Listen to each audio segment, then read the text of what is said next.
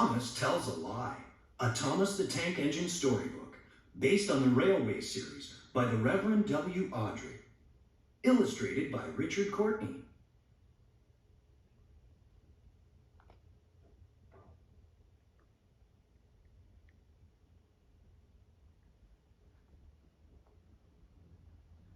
Things were changing on the island of Sodor. The leaves had begun to change color, and the air was growing crisp.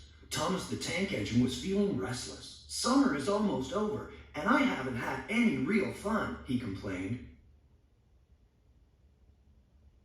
Fussy little engine, replied Gordon. We're not here to have fun. We're here to work. Well, that didn't make Thomas feel any better. I'd rather be fussy and fun than bossy and boring, he retorted. Morning, Sir Topham Hatt called the engines together. We're opening a new branch line tomorrow, he told them. I need one of you to check the signals on the new line to see that they're all working properly. Who will volunteer? Bill Thomas piped up. Checking signals wasn't much fun, but it was better than being bossed around in the train yard. Off you go then, said Sir Topham Hatt, and be sure to check every signal, Thomas. Safety is our first concern. But shiny new tracks always put Thomas in a good mood. He whistled merrily as he rolled along the new branch line. Checking signals is really useful, he thought. Safety is our first concern. When he saw a signal, Thomas made sure that the arm was in the right position. He also checked to see that the signal lamp was working, so it could be seen at night. If the signal arm was down and the lamp was red, that meant danger on the tracks ahead. There were hidden junctions, rocks, dangerous curves, deep hills. It almost reached the end of the new branch line when he saw the sign for a carnival. There was nothing Thomas loved more than a carnival. Oh, how he would love to go. If I hurry to the carnival now, I can check the rest of the signals later, he told himself. And with that, Thomas turned off and headed into the countryside. The carnival was splendid. There were games and rides and cotton candy, and there were lots of children. Look, it's Thomas, they cried, and ran to greet their favorite blue engine. Thomas got back to the train yard. Sir Topham Hatt was waiting. You've been gone a long time, Thomas, he said. You must have done a very thorough job of checking the signals on the new branch line. Yes, sir, peeped Thomas. And just like that, without thinking about it, Thomas told a lie. He hadn't meant to. He suddenly realized that he'd forgotten to go back and finish the job. But how could he tell that to Sir Topham Hatt? Good, Sir Topham Hatt beamed. Then everything is ready for tomorrow's grand opening. Thomas gulped. What if there was trouble? What if one of the unchecked signals didn't work?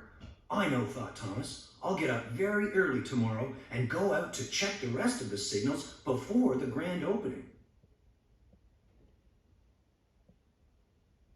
Night, Percy was being loaded for his mail run when a call came into the station. Rain had washed out a section of track on the mail route. Percy would have to find a way around. Don't worry, Percy, Sir Topham Hatt smiled. You can take the new branch line. Off Percy went, pulling two big cars loaded with mail. Rain fell heavily. Each time Percy saw a red signal lamp, he slowed carefully until he had passed the dangerous spot. Then, suddenly in the dark, Percy passed another signal. The lamp was not lit, so he didn't see it until too late. The arm was down for danger. Percy slammed on his brakes, but the rain made the track slippery, and there it was ahead, a very dangerous curve.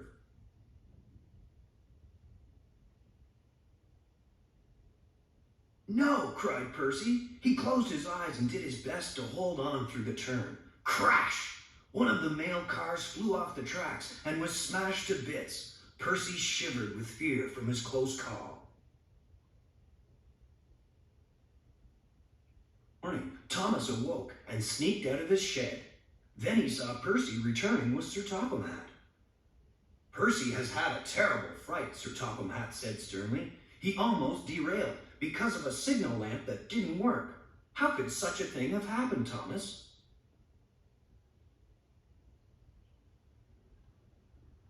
"Sir, I'm so sorry, sir," Thomas sputtered. And it all came rushing out, about the carnival and the children, and about how he'd forgotten to go back and finish the job.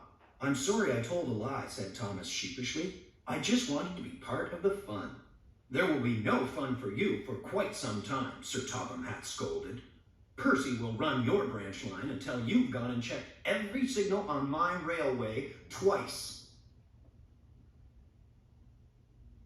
Now, every time Thomas passes a signal, he checks it twice, just to be safe. Gordon likes to tease him. Fussy little Thomas certainly is fussy about signals. "Peep, peep," says Thomas. "Safety is our first concern." The end.